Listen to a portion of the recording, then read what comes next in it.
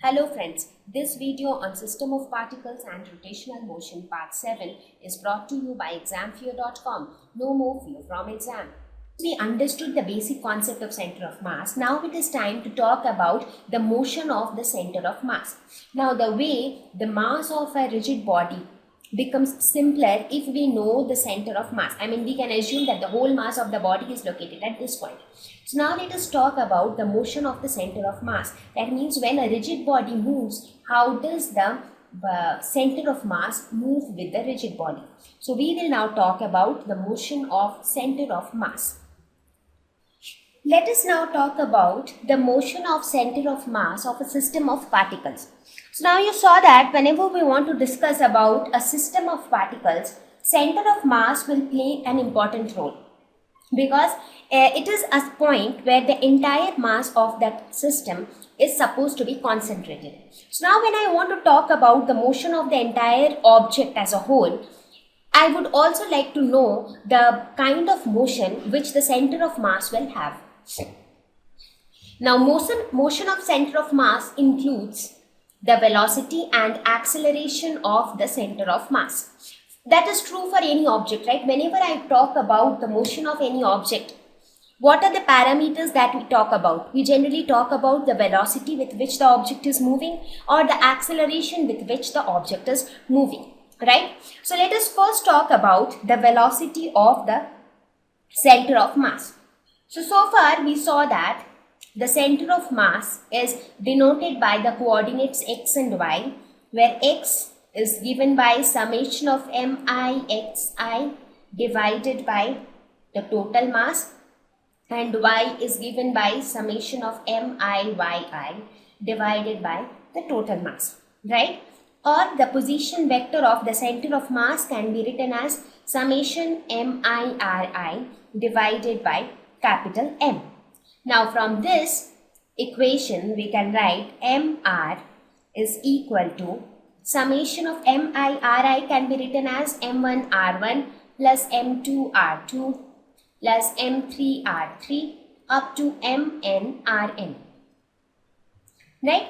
Now this can again be written in this way. Now let us suppose if I differentiate on both sides. So what do I get? dr by dt is equal to m1 dr1 by dt1. That's because the masses are supposed to be constant. They are assumed as constants. So this will be m2 dr2 by d2 plus mn drn by dt. Right? Now we know that what was this r? This r was nothing but the position vector, and the position vector denotes the displacement. Right? That is all which we have studied in our previous lessons, right? So now change of displacement with time is nothing but velocity. So this can be written as m1 v1 plus m2 v2 plus mn vn. Therefore, we can say that this v can be defined as velocity of center of mass is equal to summation of mi vi divided by capital M. If you bring this M this side, so you get this expression. So this becomes the expression for velocity of the center of mass. Now let us talk about the acceleration. What happens to the acceleration of the center of mass? Now in the last slide, we arrived at this expression, right? mv is equal to m1 v1 plus m2 v2 plus m3 v3 till mn vn. Right? So now again this equation, if you differentiate on both sides. So differentiating on both sides, you get m dv by dt is equal to m1 dv1 by dt plus m2 dv2 by dt till mn dvn by dt. Right? Now what is rate of change of velocity? Rate of change of velocity is nothing but acceleration. So this can be written as ma is equal to m1a1 plus m2a2 plus m3a3 till mn an. So from this we can write that the acceleration of the center of mass is given as summation of MIAI divided by capital M. Right? That is how we can define acceleration. And also another thing which you note from here is this denotes the acceleration of the center of mass, right? Also, you can write it as, what is this M1A1? Mass into acceleration is nothing but force on particle 1. Similarly, M2A2 is nothing but force on particle 2. Similarly, F3 and similarly Fn. Or we can say that MA is equal to F external. That means, what is this F1 plus F2 plus Fn? This is nothing but the vector sum of all the forces acting on each of the particles. Now, if you consider this F1 is the vector sum of all the forces acting on particle 1. Right? Now, all the internal forces cancel out because they are in pairs. So, whatever is left is the external force. So, F1 is nothing but F1 internal plus F1 external. Now, internal forces would mean that the particles exerting forces on each other. So, they will cancel out. So, this will become 0. So, this F1 will be equal to F1 external. Therefore, finally, we get that mass into acceleration of the center of mass is equal to the total external force acting on that system of particles. Right? So, this is how we determine the velocity and the acceleration of the center of mass of a system of particles. So, what is the conclusion? The center of mass of a system of particles moves as if all the mass of the system was concentrated at center of mass and all external forces were applied at that point, right? That is what we conclude from this expression. If you look at this expression, it shows that the entire mass M is concentrated at the center of mass, which is moving with an acceleration A, and all the external forces is acting on the center of mass. So that means you can say that the center of mass alone is a representative of the entire system. Let us now talk about the linear momentum of a system of particles. So we all know from our previous knowledge that the linear momentum of a single particle is denoted by a small p, and it is given by the product of mass and velocity, right? So now if we consider a system of, say, n number of particles. So for a system of n particles, what would be the total linear momentum? The total linear momentum would be nothing but the sum of the linear momentum of each of the particles. So this capital P will be equal to P1 plus P2 plus P3 till Pn. Now we can write each of these momentum as M1V1 plus M2V2 plus M3V3 up to MnVn. Right? Now we have already seen in our previous slide that the velocity of the center of mass is given by V, which is equal to summation of MIVI divided by M. So from this we can say that MV is equal to summation of MIVI. Right? So now if you look at this equation, let me call this equation as equation 1.